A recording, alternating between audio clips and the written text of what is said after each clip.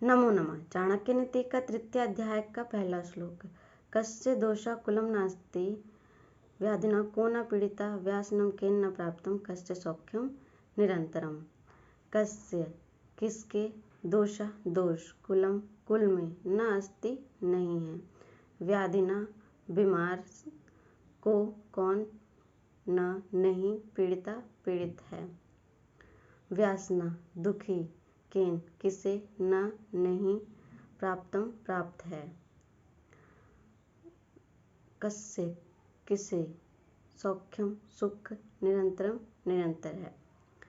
इस श्लोक का अर्थ है कि ऐसा कौन सा व्यक्ति है जिसके परिवार में कोई दोष नहीं है, ऐसा कौन सा व्यक्ति है जो कभी बीमार ना पड़ा हो, ऐसा कौन सा व्यक्ति है जिसे दुख कभी प्राप्त ना हुआ हो, उसे हमेशा निरंतर सुख ही प्राप्त हुआ हो। इस संसार में ऐसी कोई भी जगह नहीं है जहाँ कोई कमी ना हो, ऐसा कोई व्यक्ति नहीं है जिसमें किसी प्रकार की कोई कमी ना हो। इसीलिए व्यक्ति को संकोच और दुखी नहीं होना चाहिए।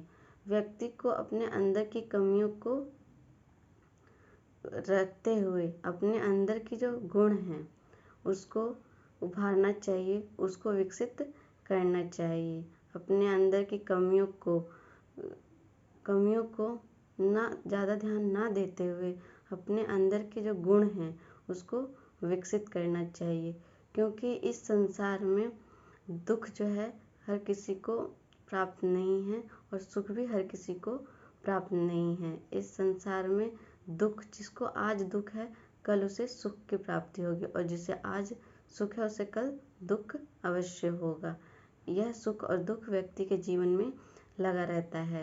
इस सुख और दुख के समय में जो व्यक्ति समान रूप से रहता है वही व्यक्ति साधु मनुष्य कहलाता है। व्यक्ति के जीवन में सुख और दुख यह संसार की रीति है, यह व्यक्ति के जीवन में हमेशा लगा रहता है।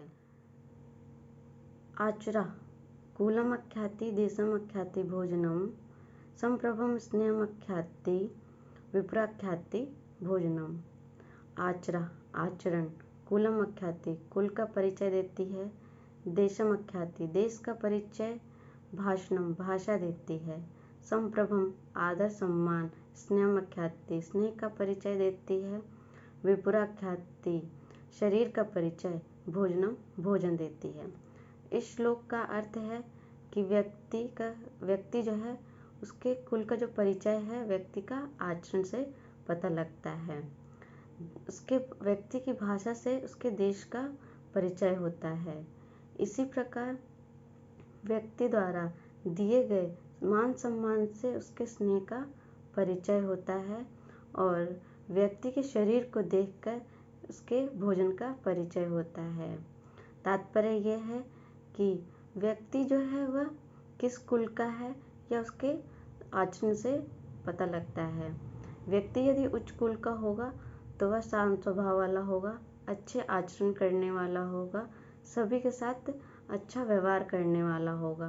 परंतु जो नीच कुल का व्यक्ति होगा वह उद्दंड स्वभाव का होगा, वह दूसरों को दुखी करने वाला होगा, वह मान सम्मान करने वाला व्यक्ति नहीं होगा। इसी प्रकार जो व्यक्ति का जो भाषा है उससे उसके देश का पता चलता है, क्योंकि व्यक्ति की जो भाषा है वह अलग अलग होती है, और जिससे उसके देश का पता लग जाता है कि यह किस देश का है। अलग अलग स्थान पर व्यक्ति अलग अलग भाषा बोलते हैं। व्यक्ति की बोलचाल की भाषा से उसे पहचानने में दिक्कत नहीं होती कि वह किस प्रदेश का है, किस देश का है, किस स्थान का है। इसी प्रकार व्यक्ति के हाव भाव से, उसके आदर सम्मान से पता चल जाता है, उसके स्नेह का पता चल जाता है। व्यक्ति का अंदर से कैसा भाव है यह उसके मुख पर दिखाई देता है। यदि व्यक्ति क्रोधित होगा तो स्वभाव में दिखाई देने लगता है।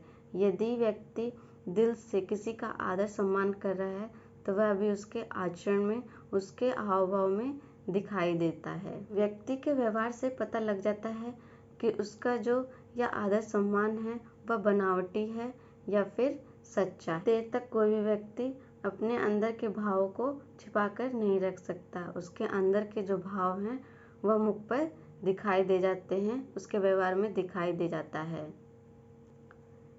इसी प्रकार व्यक्ति के शरीर को देखकर उसके भोजन का पता लगाया जा सकता है।